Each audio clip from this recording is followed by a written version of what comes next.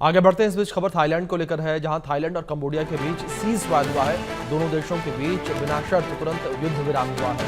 4 दिन युद्ध के बाद सीज फायर पर सहमत हुए हैं। मलेशिया में आमने सामने मीटिंग हुई है। मीटिंग में यह ऐलान हुआ है। ट्रंप के कड़े निर्देशों के बाद दोनों देशों ने बैठक की है। थाईलैंड और कंबोडिया कई दिनों तक चली घातक सीमा झड़पों के बाद तत्काल और बिना शर्त सीज फायर पर सहमत हो गए हैं। मलेशियाई प्रधानमंत्री अनवर इब्राहिम ने सोमवार को कहा कि थाईलैंड और कंबोडिया कई दिनों से चल रहे सीमा संघर्ष को खत्म करने के लिए तत्काल और बिना शर्त युद्ध विराम पर सहमत हो गए हैं। यह घटनाक्रम मलेशिया के द्वारा थाईलैंड कंबोडिया संघर्ष में मध्यस्थता की पेशकश के बाद सामने आया। हमारी सहयोगी मेहंदी गर्ग हमारे साथ लगातार बनी हुई, उनका रुख करेंगे।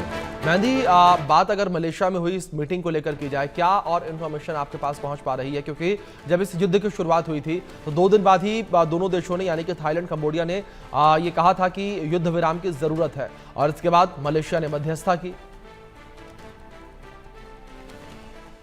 बिल्कुल अभिषेक, देखिए ज्यादा जानकारियों की अगर बात की जाए इस मुद्दे पर, तो फिलहाल थाईलैंड और कंबोडिया ने सीज फायर का ऐलान कर दिया है और मलेशिया में आमने सामने दोनों ही देशों के बीच में बैठक हुई, जिसके बाद ये शर्त की गई है कि लड़ाई रोकने की बात दोनों ही देशों के बीच में की गई है। और मलेशिया में ये कहा गया है सोमवार सुबह से ही कि कंबोडिया और थाईलैंड के प्रतिनिधि जो है वो बैठक कर रहे थे मलेशिया में, और 25 जुलाई से दोनों देशों के बीच ये लड़ाई चल रही थी। लेकिन अब ये फैसला आया है कि मलेशिया ने दोनों देशों के बीच मध्यस्थता की और मध्यस्थता की पेशकश की, और उसके बाद अब सीज फायर के लिए दोनों ही देश मान गए हैं और सीमा पर लगातार जो हालात बिगड़ रहे थे उन पर अब काबू पाया जा सकता है। और अगर मलेशियन प्राइम मिनिस्टर की बात की जाए, अनवर इब्राहिम ने ये कहा है कि ये जो समझौता है वो दोनों पक्षों द्वारा सीमा संघर्ष को शांतिपूर्वक सुलझाने की दिशा में एक पॉजिटिव कदम है, एक सकारात्मक कदम है। लेकिन अगर कंबोडिया के प्रधानमंत्री हुन मुनेट की बात की जाए तो 27 जुलाई को कहा गया था उनकी तरफ से कि उनका देश जो है वो तत्काल और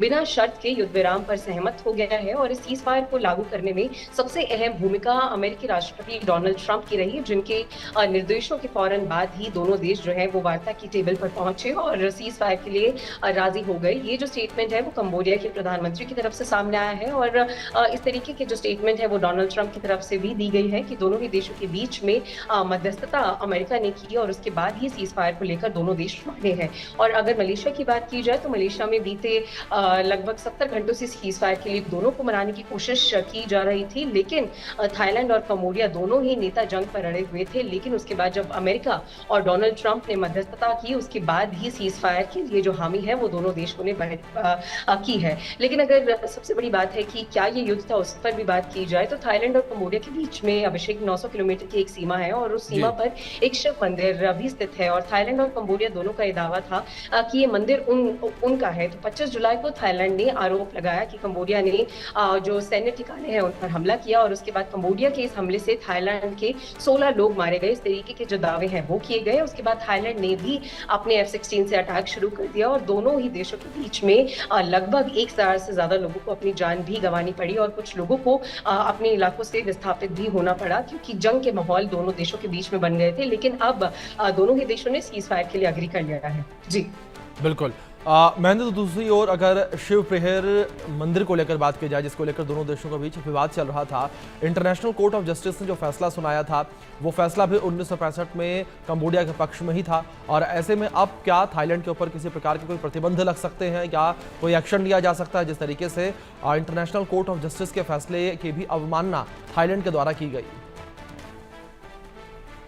बिल्कुल अभिषेक, देखिए ये जो मुद्दा है वो काफी ज्यादा इंटरनेशनली भी बहुत ज्यादा बातचीत में है, क्योंकि ये जो शिव मंदिर की बात है उसको लेकर भी इंटरनेशनल कोर्ट ऑफ जस्टिस की तरफ से एक जानकारी पहले साझा की गई थी, जिसको लेकर साफ तौर पर ये कहा गया है कि थाईलैंड की तरफ से जो एक लाइन है वो क्रॉस की गई है। तो ऐसे में फिलहाल अभी सीज फायर पर सहमति बनी है, सीज फायर को लेकर बात बनी है, लेकिन इस पूरे मामले में दोनों देश आगे क्या कुछ रुख अपनाते हैं या फिर इंटरनेशनल कोर्ट ऑफ जस्टिस की तरफ से थाईलैंड को लेकर क्या कुछ नए आदेश दिए जाते हैं वो देखने वाली बात होगी। लेकिन ये साफ तौर पर कहा गया है इंटरनेशनल कोर्ट ऑफ जस्टिस की तरफ से भी कि ये जो शिव मंदिर है उसको लेकर थाईलैंड की जो भी कार्रवाई रही वो काफी ज्यादा गलत रही। तो ऐसे में क्या थाईलैंड पर किसी प्रकार के प्रतिबंध लगेंगे, ये आने वाले समय में देखना होगा, क्योंकि फिलहाल अभी ट्रंप की मध्यस्थता के बाद दोनों ही देश जो है वो युद्ध विराम के लिए मान गए हैं। तो ऐसे में अभी के दिन कुछ सेंसिटिव भी हो सकते हैं कि सीज फायर किसी भी देश की तरफ तोड़ा ना जाए और जो युद्ध विराम है उस पर दोनों देश जो है वो बने भी रहें। बिल्कुल मेहंदी, फिलहाल बहुत शुक्रिया आपका जुड़ने के लिए और अपडेट्स के लिए।